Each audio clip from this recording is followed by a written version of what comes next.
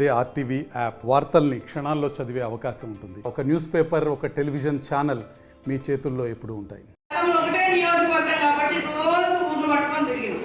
కానీ ఇప్పుడు రాష్ట్రంలో బాధ్యతలు ఉన్నాయి, ఇప్పుడు ఎలక్షన్స్ కాబట్టి పక్క జిల్లా బాధ్యత ఉంది, ఇటు నా సొంత నియోజకవర్గం కాబట్టి మరి మన సొంత బిడ్డ బలరామన్న ఇందాక చెప్పినట్టుగా మేమిద్దరం వేరు వేరు పార్టీలలో ఉన్నా కూడా ఆ రోజు కానీ ఒక అన్న చెల్లెలాగానే పనిచేసాం.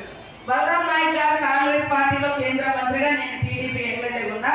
ఎక్కడ మా ఇద్దరి మధ్య కొంతమంది అనుకోవచ్చు ఇలా పార్టీలు వేరు పంచాయతీలు ఉంటాయి, కానీ ఆ కుట్రలు కుతంత్రాలు అన్ని ఛేదించి మేమిద్దరము కలిసే పనిచేసాం. అప్పుడు ప్రతిపక్షంలో కూడా ఇప్పుడు కూడా మరి మిగతా వాళ్ళు ఏదేదో అనుకున్నట్టుగా ఆయన ఒక గోలా శంకర్. వాస్తవాన్ని ఎవరిని మోసం చేసినోడు కాదు, ద్రోహం చేసినోడు కాదు, లేదా పని చేయకుండా ఇంట్లో ఉన్నాడు కాదు. ఆయన కేంద్ర మంత్రిగా ఉన్నప్పుడే ఈ నేషనల్ హైవేకు మరి 4 లైన్ల రోడ్డు మోక్ష కుదిరింది. కొడిసెల రోడ్డుకు ఆయన సెంట్రల్ నుంచి తీసుకొచ్చింది. నేను అప్పుడు ఎమ్మెల్యే ఉన్నా. ఆడ జనాలు కూడా చెప్పారు, మీ ఊరు రోడ్ వేసినాకనే మొత్తాన్ని 1 ఇయర్ పాపం పోకుంటున్నా, ఆ రోడ్ ఇక్కడ శంకుస్థాపన చేసినాకనే నేను మళ్ళీ ఊళ్ళలో ఆ గుట్టలలో పోయినా. అట్లా ఇవాళ పిలిచి 7 నాలుగు పిలిచి మరి అదే విధంగా అన్ని ఊర్లకు పెద్ద పెద్ద రోడ్లు కానీ మోడల్ స్కూల్, మన దగ్గర చదువుకి వచ్చిన మోడల్ స్కూల్, కస్తూరిబా స్కూల్, చాలా అంగన్వాడీ సెంటర్స్, ఇవన్నీ కూడా వారి హయాంలోనే. మరి ఏటునగర్ నుంచి భద్రాచలం దాకా, మల్లంపల్లి నుంచి మహబాద్ దాకా పెద్ద రోడ్డు, ఇవన్నీ కూడా వారు తీసుకొచ్చినాయి అప్పుడు కాంగ్రెస్ గవర్నమెంట్ లో. అదేవిధంగా మరి ఇంచర్ల నుంచి మన వెంకటాపురం నుంచి గాంధీనగరం దాకా, గన్పూర్ దాకా, ఇవన్నీ కూడా వచ్చాడు.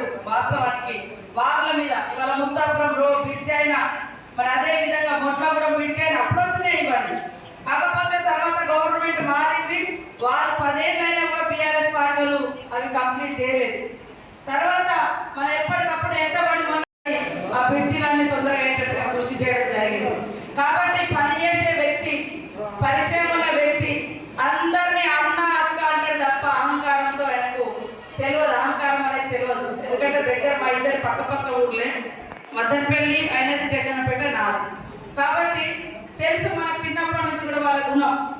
అట్లా వేరే వాళ్ళ కోసం నేను కూడా ఇంత శ్రద్ధ తీసుకో. మనం కూడా ఆయన వ్యక్తిత్వం మంచి వ్యక్తి, ఉన్నట్టుగా మాట్లాడతారు. వాస్తవానికి అది కొంతమందికి నచ్చకపోవచ్చు.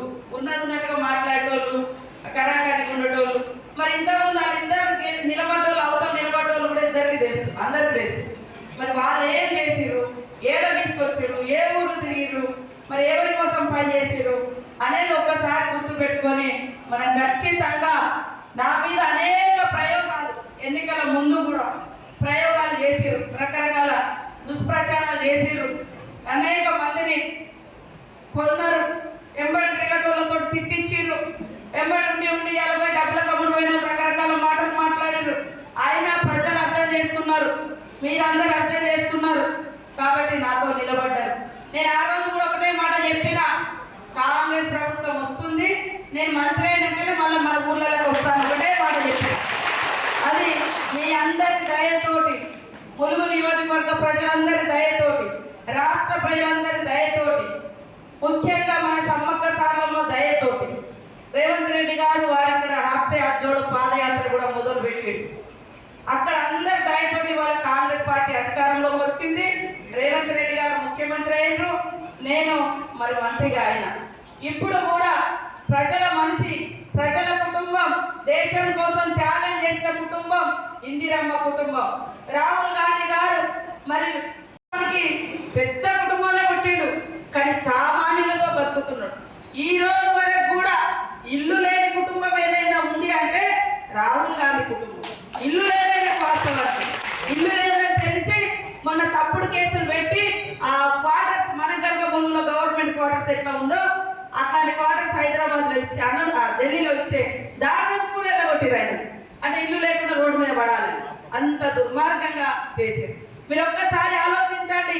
ఇవాళ ఊళ్ళలో 100 రోజుల పని వచ్చిందంటే సోనియమ్మ పెట్టింది, మన్మోహన్ సింగ్ పెట్టిండు, మన బలరాం నాయక్ గారు అప్పుడు మంత్రిగా ఉండి తెచ్చిన చట్టం 100 రోజుల పని మూలంగానే, ఆ చట్టం మూలంగానే ఇవాళ ఊళ్ళలో సీసీ రోడ్లు, శ్మశాన వాటిక, లేకుంటే ప్రకృతి వనం, మన రైతు భవనాలు, మరి ఇవన్నీ కూడా వచ్చేది ఎక్కడి?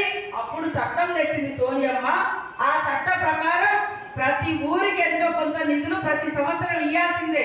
ఆ ఇచ్చే నిధులతోటే కేసీఆర్ గవే చేసింది తప్ప ఇంకొక పని కూడా అదనంగా రాలేదు.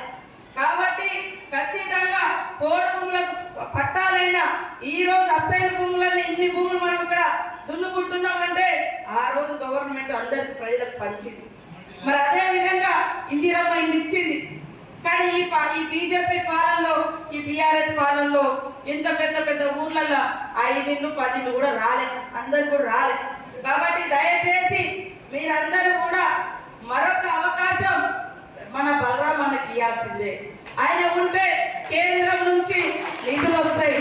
ఖచ్చితంగా మనం అనుకుంటా ఉన్నారు బీజేపీ వాళ్ళు, మనకు ఇక ప్రజలందరికీ ఇంటింటికి అక్షింతలు ఇచ్చినాం, మనకు అధికారం ఇస్తారు అని. అరే పనులు చెప్పుర్రి అంటే వాళ్ళు అక్షింతలు ఇస్తారు.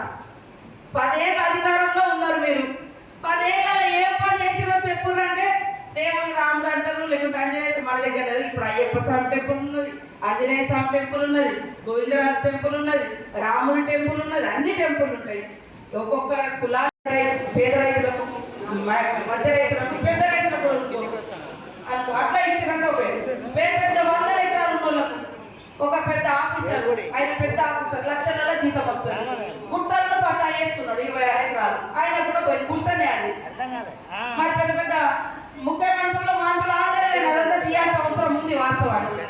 కాబట్టి ఎవరికైతే నిజంగా రైతులు ఉన్నారో, నిజంగా కష్టపడుతున్నారో వాళ్ళకి గిట్టుబాటు ధర ఇవ్వలేదు, అటు పెట్టుబడి రాదు, దోచుకున్నోళ్ళే దోచుకున్నారు.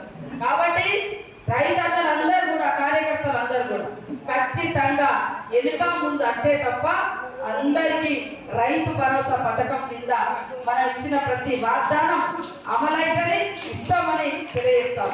మనం రాగానే జీతాలు ఇచ్చే పరిస్థితి కూడా లేదు, మొత్తం ఖజానా ఖాళీ. అలా అందుకనే అన్నారు ఎట్లిస్తారు అని. ఎట్లిస్తారు ధనిక రాష్ట్రం అన్నారు కదా, లేకుంటుంటాయని మనం అనుకుంటాం. ధనిక రాష్ట్రాల్లో 7 లక్షల కోట్ల అప్పులు చేసిర్రు, 70,000 వడ్డీ కట్టాలి. ఇప్పుడు ప్రతి సంవత్సరం 70,000 కోట్లు అప్పు కట్టాలి, 70,000 కోట్లు వడ్డీ కట్టాలి. 7 లక్షల కోట్లు అట్లా చేసిర్రు. మరి పేదలకు ఇల్లు ఇచ్చిరా? లేదు. పేదల భూములు పంచిరా? లేదు. మనకేమన్నా గల్లి గడప ఏమన్నా నిధులు ఇచ్చిరా? లేదు. మరి వాళ్ళకి నచ్చినట్టుగా తీసుకున్నారు, దోచుకున్నారు, అవతల పడ్డారు. ఇలా ప్రశ్నిస్తే ప్రశ్నించే వాళ్ళ మీద మమ్మల్ని రకరకాలుగా ఆ మీడియా ఈ మీడియా అని దొంగ మీడియాలు కొంత పెట్టుకొని తిడుతూ ఉన్నారు. గతంలో కూడా ఎన్నికల ముందు మరి 20 ఏళ్ళ నుంచి మేము రాజకీయాలలో ఉన్నాం, ఏ రోజు కూడా మరి లేదు. ఎందుకంటే పేరు వస్తుంది, ప్రజల కోసం ప్రశ్నిస్తారు, వీళ్ళు మాట్లాడతారు. అసెంబ్లీలో మాట్లాడినాం ఆ రోజు నుంచి. మరి పార్టీలు మారకుండా కూడా పోయిన ఎన్నికలలో ఎంత గోస పెట్టిరో, ఎక్కడెక్కడి నుంచో వచ్చి దుర్మార్గులు నాశనం అయిపోతారన్నారు. సమ్మక్క సాగమ్మ దయతోటి, మీ అందరి దయతోటి గట్లనే పోతారు. తప్పు చేయనప్పుడు మరి ఏదో దొంగ నాటకాలు వేసి నేనంటే సీతకి యాక్సిడెంట్ చేయించుకుంటుంది, ఆమె కొట్టి లక్షలతో ఇళ్ళ స్కీము, 200 యూనిట్లు కరెంటు ఫ్రీ, దాదాపుగా 1000-1500 కరెంటు మాఫీ అవుతుంది. అదే కాకుండా మా అక్కలందరూ కూడా ప్రతి ఇంట్లో ఉన్నారు, అక్కలు చెల్లెలు ఫ్రీగా బస్ ఎక్కుతా ఉన్నారు. గతంలో 5-6 వేలు భారం పడేది, హన్మకొండ 5-6 వేలు రావాలంటే, ఇప్పుడు ఫ్రీగా ఉంది. దాన్ని కూడా ఓర్వలేదు వాళ్ళు, టీఆర్ఎస్ వాళ్ళు, బీజేపీ వాళ్ళు. బస్సులు ఎట్లున్నట్టే ఆటోలు ఎట్లా, ఆటోలను కూడా ఆలోచిస్తాం. కానీ మనం మెయిన్ రోడ్ల మీదే కదా బస్సు నడిపేది. ఇప్పుడు హైదరాబాద్ పోవాలి, మరి ఆటో తమ్ముడు వస్తాడు హైదరాబాద్ దాకా రాలేడు కదా, హన్మకొండ దాకా రాలేడు కదా. మరి కింద గల్లీలలో అంటే సరే ఆటోలు నడుపుతాయి, వాళ్ళకు కూడా ఇంకా రోడ్ ట్యాక్స్ కానీ ఇన్సూరెన్స్ కానీ అవన్నీ ఫ్రీ చేయాలనేది మన ప్రభుత్వం ఆలోచన. అట్లా కూడా బస్సులో నడవనియద్దు, ఫ్రీ బస్సులు వద్దని ఇట్లా కూడా పెట్టేది. కాబట్టి ఉచితంగా బస్సులు, మహిళలకు 200 యూనిట్ల కరెంటు నడుస్తుంది. 400 రూపాయలు ఉంటే గ్యాస్ సిలిండర్ కాంగ్రెస్ ఉన్నప్పుడు. మరి బీజేపీ వచ్చినాక ఎంత? 1200-1300 పెంచింది. మళ్ళీ ఇప్పుడు మనం 500కి ఇస్తా ఉన్నాం. మరి ఆ రోజు కాంగ్రెస్ ఉన్నప్పుడు ఏది ఉన్నా కూడా అక్కువ ధర ఉంది. మీరు మన రైతన్నలు కూడా చెప్పాలి, పోయినసారి పోతాం మాట ఎక్కడన్నా కటింగ్ అయిందా వాళ్ళ కాడ? మొన్న కాంగ్రెస్ వచ్చిన తర్వాత ఎక్కడన్నా కటింగ్ చేసిందా? కటింగ్ లేకుండా ధాన్యం కొనుగోలు అయింది గత 10 ఏళ్ల తర్వాత. కాబట్టి కొంతమంది దుష్ప్రచారం చేస్తాను రైతు బంధు ఉండదని. వాస్తవానికి ఖాళీ ఖజానా ఉన్నది, అయినా కూడా ఇస్తున్నారు. మొన్న కొన్ని వేసారు, ఇంకా ఇస్తారు. ఎక్కడ కటింగ్ లేదు. ఇక్కడ కూడా పట్టా లేనటువంటి రైతులకు కూడా పంట తీసే రైతులందరికీ ఖచ్చితంగా రైతు బంధు వస్తుంది. కొంతమంది 5 ఎకరాలన్నట్టు 6 ఎకరాలన్నట్టు కాదు, ఖచ్చితంగా రైతులందరితో చర్చించి రైతులందరూ, ఎందుకంటే టీఆర్ఎస్ పాలనలో మరి 100 ఎకరాల గడిలకు ఇచ్చారు, పెద్ద పెద్ద ఫామ్ హౌస్లకు ఇచ్చారు. చిన్న ఇల్లు ఉంటే కరెంటు బుగ్గ ఉంటే వాళ్ళకేమో కరెంటు బిల్ వేసారు. పెద్ద గడి ఉంటుంది, ఆడ ఫామ్ హౌస్ ఉంటుంది, 100 ఎకరాలు 200 ఎకరాలు ఉంటుంది, వాటికి కరెంటు లేదు, కరెంటు బిల్లు లేదు. అంటే చూడు పేదోళ్ళ మీద భారం వేసి మొన్న బయటకు వచ్చింది నేషనల్ హైవే. ఇప్పుడు ఈ రోడ్డు ఉంటుంది, రోడ్డు పోతుంటే దానికి కూడా రైతు బంధు పడాలి. మరిన్ని వీడియోస్ కోసం ఛానల్ ని సబ్స్క్రైబ్ చేయండి, లేటెస్ట్ అప్డేట్స్ కోసం వాట్సాప్ ఛానల్ ని ఫాలో చేయండి అండ్ లింక్ డిస్క్రిప్షన్ లో ఉంది.